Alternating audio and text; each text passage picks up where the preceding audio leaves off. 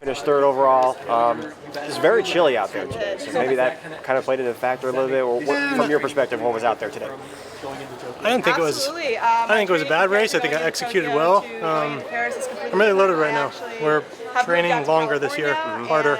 So I have a lot more volume on my legs. Obviously, you want to come out here and win, especially in front of a home crowd, close to my home as well. But I'm not that disappointed with it. I mean, I still feel good. I didn't feel like I absolutely, threw my body on the line out there today to get it done. Still fell in the top three. It's obviously not a season best by any means. Still in the 48s, still running consistent. So, I'm, real happy with my progress. I'm happy with the track that I'm on. And with what we've been doing on the track in practice and leading up to this point, it's still a win for me. When Ryan stepped out, obviously, was that kind of just a game changer? It's like, all right, now maybe make some adjustments or approach differently. No, I go at each race focused on a different aspect of my race and my race pattern, determining how that rhythm goes, and then I build on that from there. Today was a very focused effort on a particular portion of my race pattern that I've struggled with the last two races. Obviously, I sacrificed a little bit of time doing that, but I'm okay with that.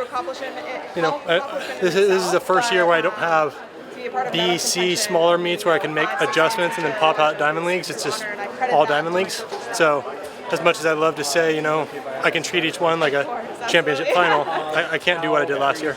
Knowing what's at stake, obviously, this year, I mean, World Championships, first world team you qualified for. Does it kind of feel like a same year again, just based on how everything's going to be building up, or is it kind of different just because it's the Olympic year? It's an Olympic year, so it's always more special. As far as making the team, the requirements are still the same, right? Top three. So for me, it's about executing there and then, making that team, and then chasing a medal. How did you feel the last 100 meters? He followed me like a month ago. What was kind of going through your mind? Oh my God. I was working harder off the corner today. That was kind of the focus, coming off of 8.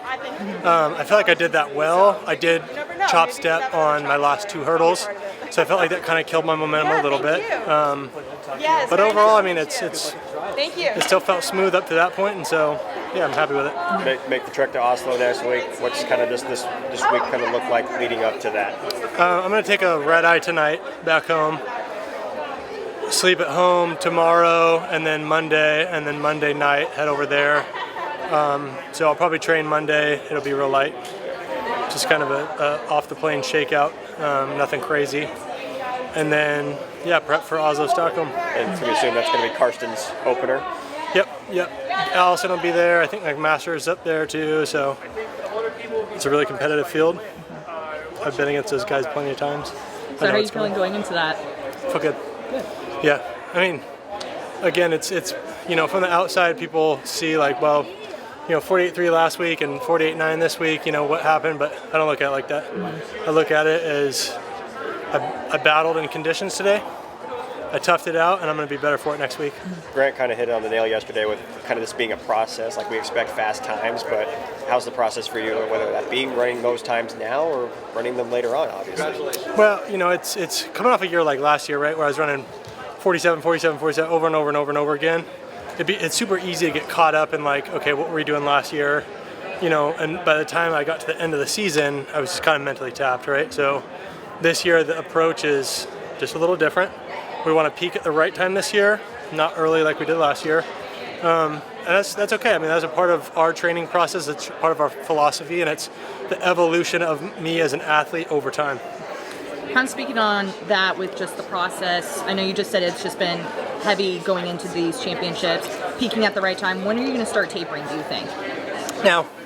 Okay. Yeah, we're about 5 weeks out of trials, so I can definitely hold on to fitness after trials for a month. That's not an issue. It's just, we don't want to open up at Doha like we did last year, where we're already running fast times and then just holding on as long as we can. We want to run fast times when it matters most, and that'll be 5 weeks right back here. Awesome. Congratulations to you there. Yeah, thanks so much.